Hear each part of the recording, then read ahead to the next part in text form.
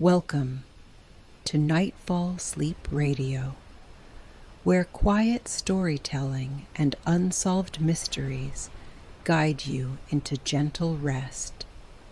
Tonight, we sail into the mists of maritime history, toward an empty deck, gently creaking on an abandoned ship. A ship that was set adrift on the Atlantic.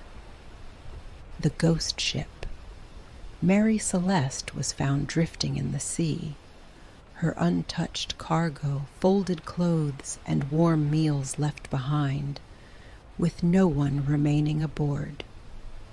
Join me as we explore what might have been on the good ship Mary Celeste. Settle in, close your eyes, and let your breath rise and fall like the tide. The year is 1872. The wind is rising, and a ghost ship waits just beyond the horizon. The Mary Celeste was a sturdy brigantine, 100 feet long, with 2 giant masts and built for ocean crossings. She left New York Harbor on November 7th, 1872, bound for Genoa, Italy. On board were 10 people. Captain Benjamin Briggs, a deeply religious man with decades of sailing experience. His wife, Sarah, and their 2-year-old daughter, Sophia. They had with them 7 experienced crew members. Her cargo was 1,701 barrels of denatured alcohol, which was used in industrial applications. The first few weeks of their voyage across the sea were typical for winter sailing. There were choppy waters and strong winds, but nothing unusual. Then, there was only silence. On December 5th, 1872, the Dei Gratia, a Canadian merchant ship, spotted a vessel drifting aimlessly in the open ocean. It was about 400 miles east of the Azores. It was the Mary Celeste. There had been no distress signals. No one was on deck. The crew of the Dei Gratia boarded the ship cautiously, fearing disease or mutiny. But what they found was stranger than either. The ship's sails were tattered. The wheel was loosely tied. But below deck, the crew's belongings were intact. The clothing was dry. Meals were left uneaten. There was no water damage, no blood, no sign of a struggle. The only thing missing was the ship's lifeboat and the people. The cargo was mostly untouched, although later it was discovered that 9 barrels had leaked. Those barrels had been stored in a different type of wood than normally used. The ship's logbook ended on November 25th, just 10 days before her discovery. It mentioned rough weather and sightings of nearby islands, but there was no mention of anything unusual. The mystery deepened. No one could explain why the captain, his wife, their child, and the crew would have abandoned a seaworthy ship in the middle of the ocean. The Mary Celeste was sailed to Gibraltar for investigation, but nothing unusual was found. No charges were filed. The crew of the Dei Gratia received a small salvage reward, but it was far less than was expected. Perhaps because the court remained uneasy. People were suspicious and unsettled. What could make 10 people vanish from a ship in the middle of the sea, leaving behind only silence? Over the years, many theories surfaced. Some were rational, some fantastical. The first of the theories was about alcohol fumes and an explosion risk. It was the most plausible theory, suggesting that leaking alcohol barrels may have released flammable fumes. The captain, fearing an explosion, could have ordered everyone into the lifeboat, only for a gust of wind or a broken tow line to separate them from the ship.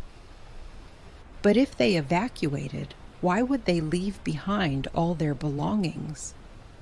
Another popular theory was a rogue wave or waterspout. Could a sudden wave have washed someone overboard, prompting a panicked evacuation? Perhaps. But again, there was no damage to the deck or hull. What about mutiny or foul play? Some wondered if the crew had turned on the captain, but there were no signs of violence.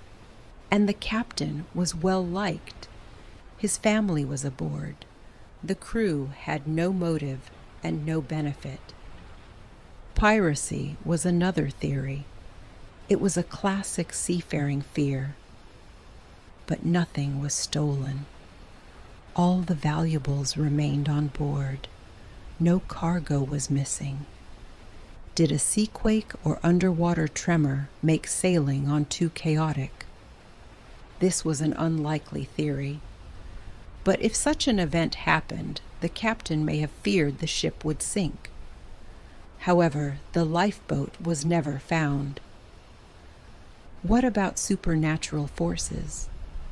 A ghost ship invites ghostly speculation. After the discovery, whispers of sea spirits, time slips, and portals in the ocean began. Stories that were too strange to prove, but too compelling to ignore. The truth remains adrift, unclaimed, like the Mary Celeste herself.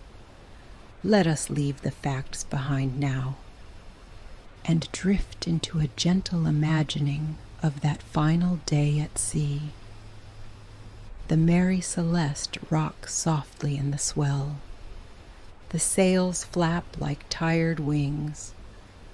Below deck, a small child's toy lies beside a folded blanket. The captain is watching the horizon. The sea is calm, but something doesn't feel right that day. Perhaps he smells something faint. Distilled alcohol in the air. Not strong, but sharp. He notices the leaking barrels. Could the vapors ignite? Could a stray lantern spark disaster? He weighs the risk of a potential fire. His wife, Sarah, becomes pale with worry. Their toddler clutches her shawl. He decides to give the order. Everyone must evacuate into the lifeboat, just until the fumes clear. They bring only what's necessary. There is no time to pack. The ship's wheel is tied loosely because they expect to return in an hour. The lifeboat rocks as it's lowered into the sea. A rope still links them to the Mary Celeste, long enough to drift to safety but stay connected. But then a sudden gust whips past them. The rope slips from the crew's grasp. The lifeboat swings. The captain shouts. Crewmen scramble to grab the line, but it is too late. The Mary Celeste floats away. Slowly at first, then with a current they did not see. The ship recedes, smaller and smaller, into the haze. On board the ship, everything remains. Silent and waiting. The sea takes the lifeboat to a nearby island. Not with violence, but with stillness.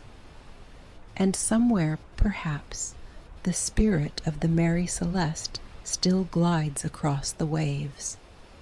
Empty, watching, remembering. As we imagine this ghost ship at sea, let the sails of your mind loosen and drift. Let the silence of the sea carry you toward sleep. You've been listening to Nightfall Sleep Radio. We'll be here next time. with another mystery to gently unravel. Until then, sleep well and rest deeply.